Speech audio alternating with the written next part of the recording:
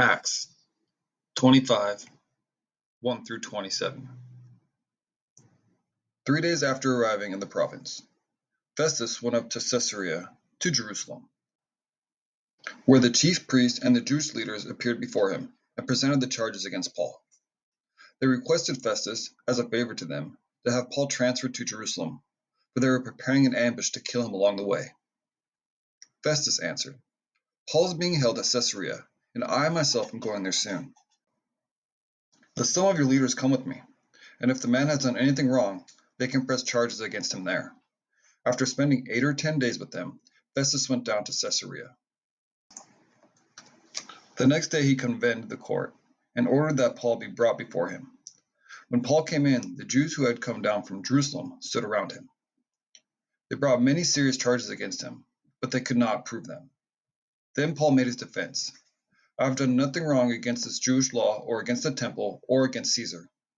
Festus, wishing to do the Jews a favor, said to Paul, "Are you willing to go up to Jerusalem and stand trial before me there on these charges?" Paul answered, "I am now standing before Caesar's court, where I ought to be tried. I have not done any wrong to the Jews, as you yourself know very well. If, however, I am guilty of doing anything deserving of death, I do not refuse to die. But if the charges brought against me by these Jews are not true, no one has the right to hand me over to them. I appeal to Caesar." After Festus had conferred with his council, he declared, "You have appealed to Caesar you will go." A few days later, King Agrippa and Bernice arrived at Caesarea to pay their respects to Festus. Since they were spending many days there, Festus discussed Paul's case with the king. He said, "There is a man here whom Felix left as a prisoner. When I went to Jerusalem, the chief priests and the elders of the Jews brought charges against him and asked that he be condemned. I told them that it is not Roman custom to hand over anyone before they have faced their accusers and had opportunity to defend themselves against the charges.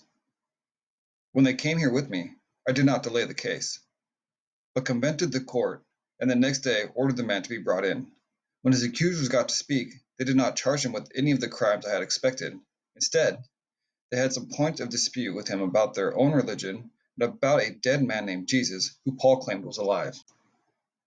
I was at a loss how to investigate such matters, so I asked if he would be willing to go to Jerusalem and stand trial there on these charges. But when Paul made his appeal to be held over for the emperor's decision, I ordered him held until I could send him to Caesar."